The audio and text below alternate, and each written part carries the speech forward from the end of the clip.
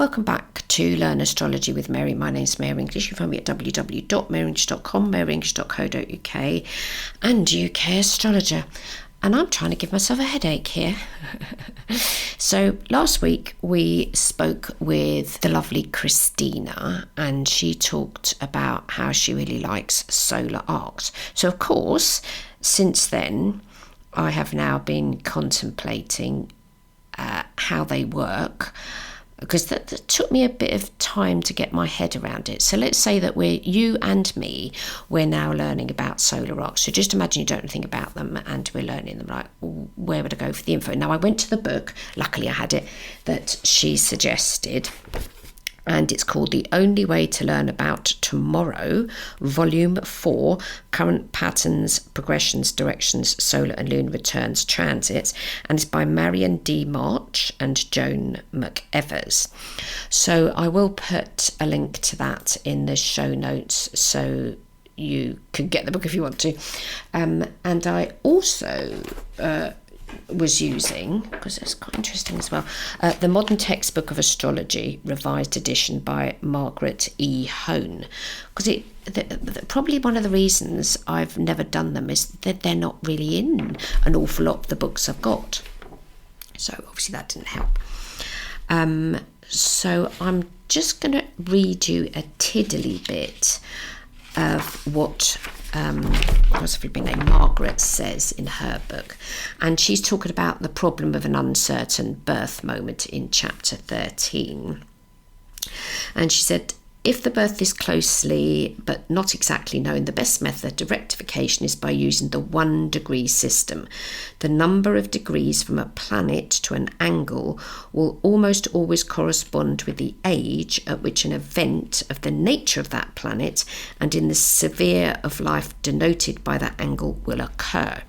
Such measurements to the ascendant MC are the strongest and most obvious, since they affect the self and outer self-expression. So in that particular chapter, she's talking about how she rectified a chart for somebody she's calling John Smith, because they didn't know what time of day he was born, and Mummy said he was born at 3:45, and then she did all calculations and worked out that he was born at 3:35 because he had a twin sister that was born at birth and blah blah blah. Anyway, I tried to create the chart that she's got there using the date that she's got and the time that she got, and I came up with a completely different ascendant. So I can only assume that she was, I don't know, they didn't have computers then. So anyway, I gave up with that idea. So what I did, I thought, well, I know my chart reasonably well, obviously, since I've been looking at it for millions of years. And I also know what's happened to me. So I think in this episode, it's pointless me using somebody else's chart because I don't know them. But I know myself and I know what happened, and I'm pretty good at recording things, and I've got lots of dates for when things did or didn't happen, because I'm a bit manic like that. Manic's the wrong word. I have got Pluto and Virgo in the first house. I do like recording things.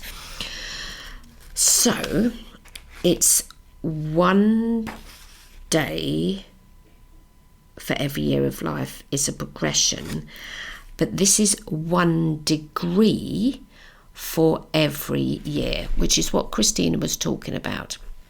And she made it sound so easy. Oh, and I hate it when somebody says, oh, it's really easy, and then you go and do it, it's like, well, I don't know what we're even doing here. So the idea is you've got all the degrees of all of the planets. So let's get onto my chart. Hold on now. Let me just stick it up for you so you'll have it in the show notes. So my chart, I'm a 27 degrees Leo ascendant. I have Pluto retrograde 4 degrees in the sign of Virgo. I have a lot of siblings, so I've got 2 that are older than me and 2 that are younger than me. The one that's just a little bit younger than me, her birth really wasn't of any significance because she was born when I was 3 years old. And I honestly can't remember her birth. I've got no memory of it. I've got memories of her being younger than me, but no memories of her actual birth, no memories of mum sort of bringing her home or whatever. But I've got big memories of my mother having my youngest sister, Katie, I've talked about before, she was born with Down syndrome. Big memories of that, because not only did mum and dad bring her home, but there was a big announcement made mum was in bed in the bedroom, postnatally, blah blah blah, and dad was in the room as well, and it was all explained to us that Katie had something wrong with her and they would have to support her and all this bit. And I was like really curious, like, oh wow, I got a sister who's got Down syndrome. My older siblings were a bit knocked out about that, but anyway, I was 7 years old. Well, not quite, because my birthday, I was born in March 1960, and my youngest sister was born on the 17th of January 1967. So I was just coming up for 7 years old, and I thought, well, surely that must show up somewhere, somehow, if this supposed solar arc system works. So what I did was, now there is a section on astro.com where you can create a solar arc chart, okay? So if you go to extended chart selection, now you're going to have to do this retrospectively. So this is stuff that you know that happened in your life that you're absolutely 100% sure actually happened. So we're not doing anything speculative here. We're doing stuff that actually occurred. Okay, so I know for a fact her date of birth. So what we do is we go to extended chart selection, make sure it says birth date horoscope for your name in the top box. And then underneath that, so 3 boxes down, it says start date with charts marked with an asterisk. So I whacked in the date of my sister's birth. So she's the 17th. Oh, I don't need to. Yeah, 17th of January, 1967. I just put that in the box, so her date of birth. And then in the chart type box, because I want to make this really easy, we've got under progressions, we've got, it's called natal and solar arc direction. I'm not doing solar arc direction on its own, just natal and solar arc direction. So if I'm just under 7 years old, okay, for that date, because I know it's 1967, the solar arc, actually, forget about the maths now, but I put a date, but it's actually, the arc is 6 degrees and 51 minutes, so it's just under the age of 7, because I haven't quite hit 7. There's her birthday's January, and she's born then, and then 2 months later is my birthday in March. You with me? Okay, so I'm coming up for my 7th year of birth. So I thought, well, let's do it, because I'm very visual. I need to see whatever it is that we're talking about. Now, the thing that I noticed the most was when I was just looking at my chart, I thought, well, I've got a 27-degree ascendant, and if I just count forward from the ascendant to Pluto, which is the first flipping planet in my chart, so 27, 28, 29, 30, so that's the end of that one, then go back to 1 again, 1, 2, 3, 4, that's 7, okay, so that's 7 degrees equaling 7 years. It's actually 6.51, but let's not argue about this, yeah. And in the solar arc thingy I've made, the ascendant has now moved, because I've counted from the ascendant to my Pluto as 7 degrees, and the chart has moved everything forward by 6 degrees and 51 minutes, basically 1 degree for every year of life. Okay, so if I'd done it for my birthday, which March 1960, then it would say solar arc 7, but it's not. But we're just sort of doing this in our heads to be able to get like whatever's happened. And then it tells us that, because I will put this chart in the show notes, natal chart and solar arc directions for the 17th of January 1967. So the date of it, if you're thinking about progressions, is only however many days, 5, 6, 7, 8, 9, 10, 11, I've been using my fingers, is 7 days away from when I'm born. Is now the 12th of March. Okay, so we're moving every planet forward by just under 7 degrees, because it hasn't quite got to my birthday. Yeah, so March shifted everything forward 1 day for those degrees. So 1 day degrees is because the sun approximately moves at 1 degree a day. I think that's right as well. And I definitely know. So it really was very big for me, I didn't have an issue with it. 2 siblings did. They was like, oh my goodness, handicapped sister. But I was like, oh, wow.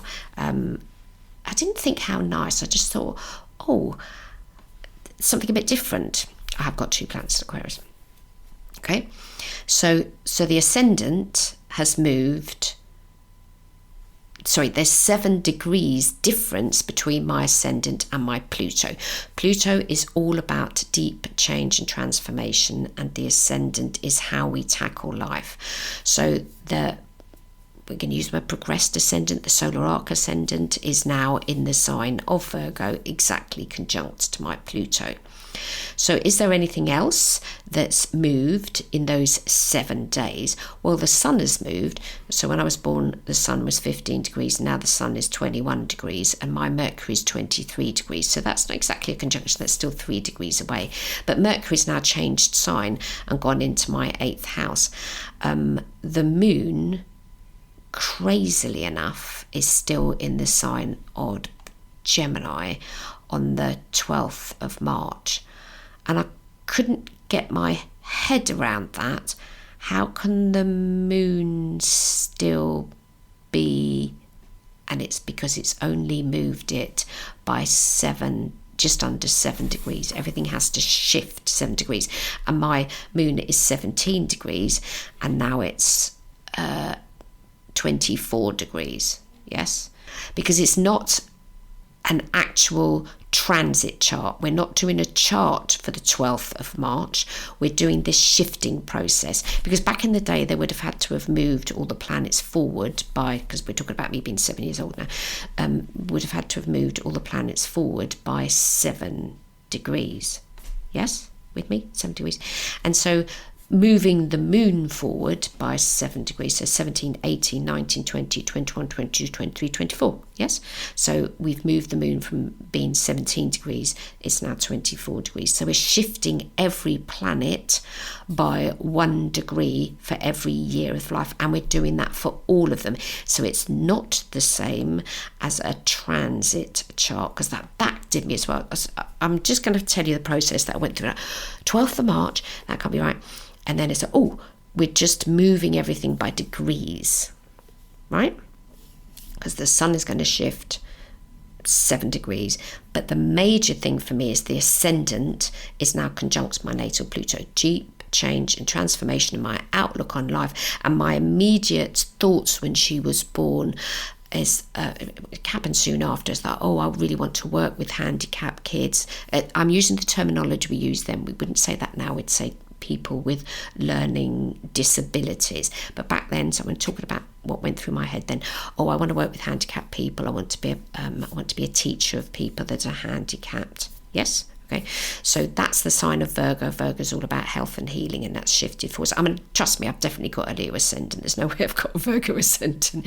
But I just thought, okay. So that was the impact that my sister's birth had on me. Okay, so that was the first one that I did, and I'm talking you through it as we're doing this live.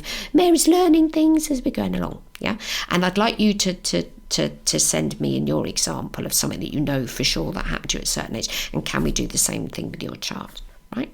Okay, so we've got 2 examples. So that's example number 1. Now I'm only using 2 examples today. I don't want to confuse myself, and because it's very easy to confuse me. Mercury retrograde in Pisces, but I also don't want to confuse yourself. I'm only using 2 examples. The other one is, I always say my father, but there were 5 of us, so we should really be saying our father, but I hate saying our father because that's a little bit like a prayer. I don't really like that. Brought up in a Catholic family, so my dad died when I was 22. Now I'd already turned 22 because he died on the 22nd of September 1982, so all the 2s are in there. So I thought, well, surely that will show up as well. Now Saturn, I always talk about Saturn as being a dad planet, so I thought, well, surely I need to be looking at something that's going to be shifting. And I did calculate this in my head. Okay, I did count on from my Saturn to see where it would go, and it goes, and this is where I went, astrology is rather clever, isn't it? So I'll put the chart in the show notes. So my natal Saturn is 16 degrees Capricorn, okay? 22 degrees later, Saturn will now be in the sign of Aquarius, in my 6th house, and exactly conjunct to my natal Mars. So Saturn's now shifted, it's 8 degrees, that's right, 8 degrees into Aquarius. My natal Mars is 8 degrees. So some clever bod, if I'd met an astrologer when I was a little and could have said, oh, I see that your Saturn's going to be exactly conjunct to your Mars when you're age 22, they might not have said, oh, your dad's going to pop it type of thing. But goodness me, pop it is the 8th house, so it's the house of death and stuff. The sun's there now. But what I thought was amazing, because Saturn, we're talking about dad, Saturn is now conjunct to my natal Mars. And Mars is the planet of action, aggression and energy. And all we've done is shifted everything forwards by 22 degrees. So we shifted everything. But I was focusing on Saturn because Saturn represents dad. So now I then had to ask the rhetorical question, okay, so in what way did losing my father affect me? Well, interestingly, so I hate sharing personal stuff too much on the podcast because it's... Anyway, soon after my father dies, in fact, it was the following year, I got type 1 diabetes. Got it, I mean, didn't fall out of heaven. But the impact for me, so the impact of the ascendant exactly conjunct to my natal Pluto was my whole life purpose changed with the birth of my sister. I spent a long amount of time thinking, oh, I'm going to teach the mentally handicapped when I grow up. And unfortunately, I didn't get the qualifications. I did go and stay with a cousin who was a teacher in a school for children with learning disabilities, and I think it was the deputy head or something. Anyway, I spent a long time there, I think something like a week, and I went to the school with them and saw how it all worked and all this. But I never got the qualifications. My own fault, because I never studied enough, and I didn't study enough because my childhood involved a lot of moving, parents moving around the place, going to different schools, chopping and changing. I am a mutable sign, and my father was a mutable sign. We moved a lot. So that was the impact of that. But with the Saturn shifting forwards 22 degrees for 22 years, now I've got something in my 6th house, and I got diabetes. So my sister being born changed me to wanting to have a specific life purpose, quite a Virgo thing. Now my dad dying, and I do know that my father dying was a big shock. I wasn't in the house at the time. I was out. I'd gone out for the day with a bloke, and I went to a call box to ring home to see how he was, because we knew he was end of life because he'd had bowel cancer and had an operation. He was in bed when I left the house. I went out with this friend of mine, and I went to a call box to ring home, and my brother answered the telephone and he said, Dad's dead. And I went, what do you mean, Dad? Oh, so he said, Dad's dead, come home. And I thought he said, Dad said, come home. He didn't. He was quite blunt, my brother. He had a Capricorn ascendant. He said, Dad's dead, come home. And I heard, Dad said, come home. And I said, what do you mean Dad said come home? And he had to repeat himself. No, Dad's dead, come home. All right, okay. So I got back in the car with this friend of mine. He drove me all the way back. I think he got to the beach. But the impact of it, which you don't know what an impact is going to be at the time, obviously somewhere something happened that triggered, and it took about I didn't get diagnosed until the following year, but I started to get symptoms of diabetes after his death. And I distinctly remember being on a beach. It wasn't the same year, it was the following year, and I fell asleep on the beach. My blood sugars were so high. I was so tired. So that's my 6th house. 6th house is health. I've got natally Mars there. It's where you get your energy from. And then just with that, moving them forwards, and you just sort of think, well, you're not thinking this is my thought process now, like, ooh, that's interesting. The sun is now in the 8th, but I don't know how you would look at that in your mind, because what Christina was talking about is when something conjuncts something else. It's not where, I mean, you can also analyse, if you're going to shift the chart, what's going to be in certain houses, but I think you drive yourself, have a bit of a headache and things. And I certainly wouldn't recommend this as a form of prediction. I was just chatting to my husband this morning about predictions. I really don't like doing them because you don't know if you're going to be right. You've got 10 planets, 12 houses. How accurate is this prediction that you're going to make? You're better off supporting the person where they are now. What would they like to do? What's the possibilities? What's the outcome to that? Is it useful for their chart? Are they sort of, scooting off in the wrong direction type of thing? So, I could, if I was going to make a big argument about this, go, oh, look, the sun's in the 8th house, you're going to lose someone because you've got a sun-ruled chart, you've got Leo ascendant, now the sun is the 8th, that could indicate that, someone's going to die when you're 22. It's all, I don't know. I wouldn't want to do that. The progressed, is that the word we use? The solar arc ascendant is now further into the sign of Virgo. And it's now, how many degrees? The ascendant is 19 degrees Virgo 35, and the MC's 8 degrees Gemini, 8 minutes, just under 20 degrees into Virgo. And my north node is 24 degrees. But Pluto, now moving it by 22 degrees, is now exactly conjunct to my north node. So one of the side effects, I suppose you could say, after me becoming ill, I then became quite sort of health interested. I wouldn't say health obsessed, but health interested. And quite a long time later, because I'm 22, my career path, I went into retailing for quite a long time, and I've said before that I didn't become a therapist until I was married and I gave birth. But at that point, I was pretty obviously interested in health, and I did slightly change my career ideas, because up until then, I wanted to be, I had already wanted to be teaching the handicap, but when my dad died, I sort of contemplated becoming a nurse, which thankfully never happened. I wouldn't want to do nursing. But anyway, I had more of an idea of what I would like to do, but I didn't manage to do it until I was in my 30s. So I'd like you to experiment with your chart, stuff that happened in the age that that it was. What was it that occurred? And then ping me over your details. It has to be something that's pretty big, okay? So it has to be the death, changing job, getting married, relocating, possibly moving to other places, things that are going to be quite life-changing. I'd say those two events in my life were there's lots of other ones. I've always talked about giving birth was amazing. Don't want to do it again, but it completely changed my life, becoming a mother. I love being a mum.